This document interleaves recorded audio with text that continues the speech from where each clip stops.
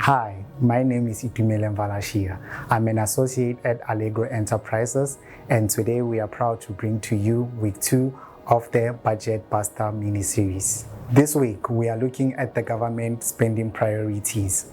The total consolidated government expenditure sits at 2.58 trillion for the 2025-2026 year, with a projected increase of 3.9% for the 2026-2027 year.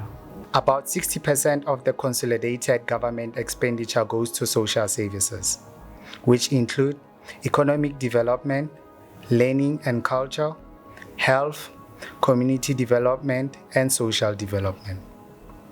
Basic education, health, and social protection constitute 70.3% of the social wage in 2026-2027 year, providing support to 13.6 million school children, healthcare services to 84% of the population, and 26.5 million social grants beneficiaries.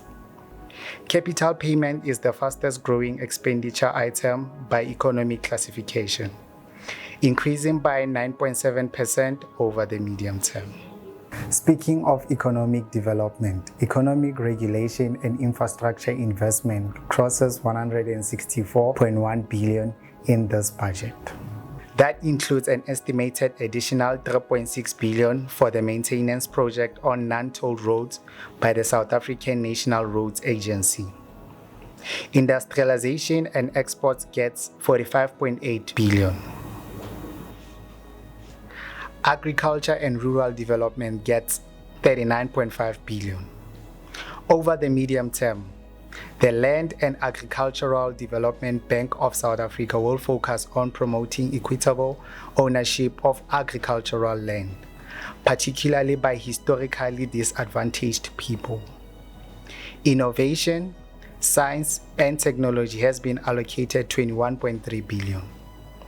The minister emphasized that data infrastructure, including networks, data centers, and digital connectivity is now as critical to the economy as electricity, ports, and transport. Greetings, Allegro Enterprises viewers.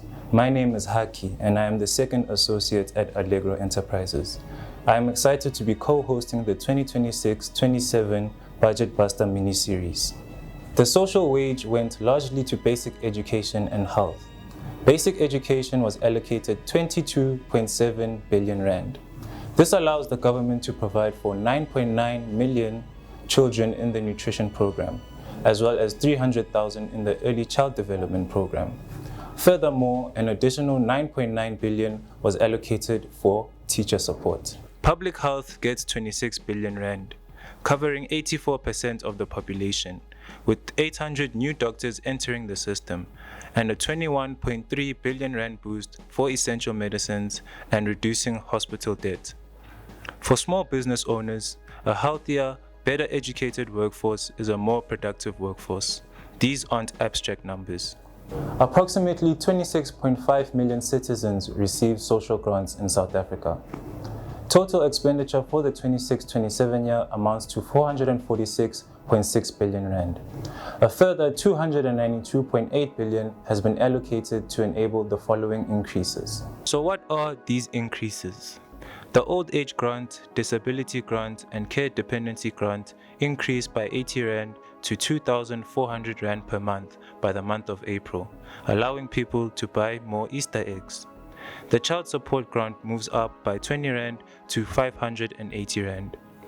Furthermore, the foster care grant goes up to 1,290 rand in April, which represents a 40 rand increase, and it will increase to 1,300 rand in the month of October, representing a 10 rand increase.